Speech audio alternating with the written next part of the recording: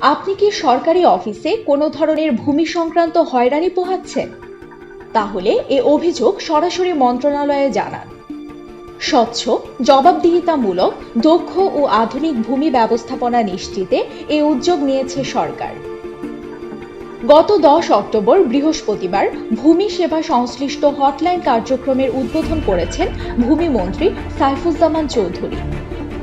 এখন থেকে 16122 নম্বরে ফোন করে দেশের যে কোনো প্রান্ত থেকে ভুক্তভোগীরা তাদের সমস্যার কথা জানাতে পারবেন। অফিস টাইম তথা সকাল 9টা থেকে বিকেল 5টা পর্যন্ত হটলাইন কার্যক্রম চলবে। এর মাধ্যমে ভুক্তভোগীর অভিযোগ নেওয়া, অভিযোগকারীর অভিযোগ সংশ্লিষ্ট এলাকার ভূমি অফিসে পাঠানো হবে।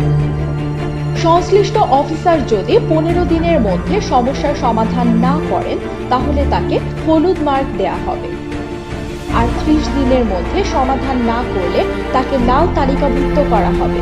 একই সঙ্গে বিষয় নিষ্পত্তিতে দেরি হচ্ছে কেন এ বিষয়ে তলব করতে হবে।